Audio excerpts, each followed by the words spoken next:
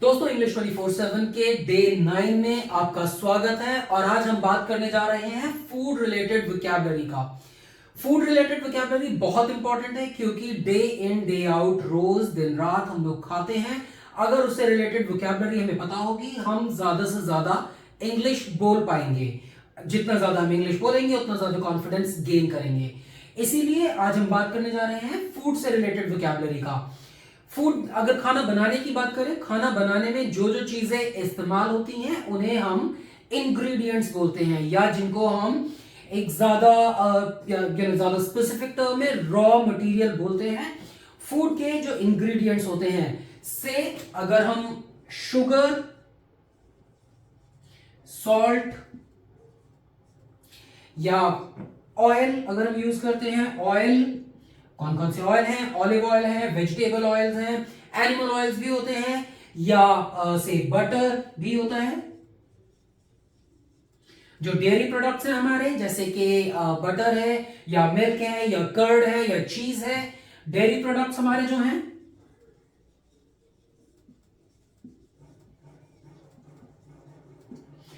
या फिर अगर हम बात करें वेजिटेबल्स की, वेजिटेबल्स में हम लोग स्पिनच, ब्रोकली, रेडिशेस, जो भी चीजें हम डेली यूज करते हैं वो सबके नाम हमें पता होने चाहिए, क्योंकि जितनी कॉमन चीज, जो चीजें कॉमन हैं जिन्हें हम डेली देखते हैं, जिन्हें हम डेली यूज करते हैं, अगर उनके नाम हमें पता है तो हम ज्यादा इस्तेमाल कर सकते हैं, ज्यादा बोल सकते हैं।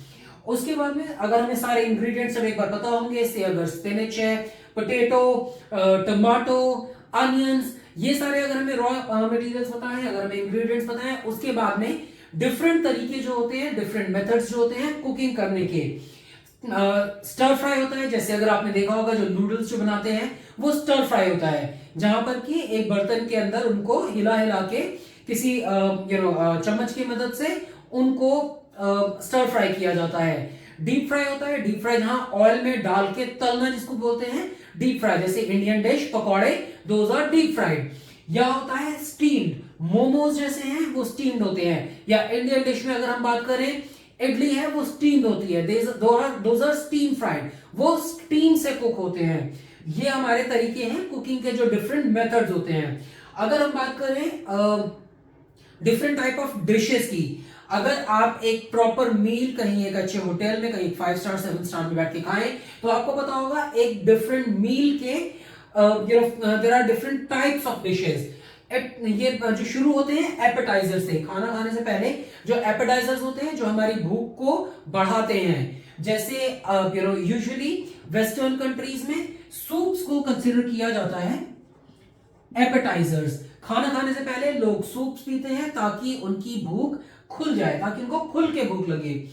एपेटाइजर्स के बाद में फिर आते हैं मेन कोर्स। मेन कोर्स में हमारे इंडियन में अगर हम बात करें चपाती, सब्जी, ये हमारे मेन कोर्स हैं। मेन कोर्स के बाद में कुछ साइड डिशेस होती हैं, जैसे अगर आपने कभी आप पास्ता ऑर्डर करें, पास्ता के साथ में आपको गार्लिक ब्रेड स्लाइसेस जो मिलती हैं, those are your side dishes. या अगर आप बर्गर ऑर्डर करते हैं और आपको फ्राइज मिलती हैं, फ्राइज आपकी साइड डिश है, जहां पर वहां पर बर्गर आपका मेन डिश है। उसके बाद में आते हैं आपके डिजर्ट्स। अगर खाना खाने के बाद में जैसे मीठा खाने की जो आदत होती है, वेस्टर्न कंट्रीज में लोग आइसक्रीम्स खाते हैं, इंडियन कंट्रीज में हम लोग स्वीट्स खाते हैं, हम लोग गुलाब जामुन, खीर, हलवा खाते हैं।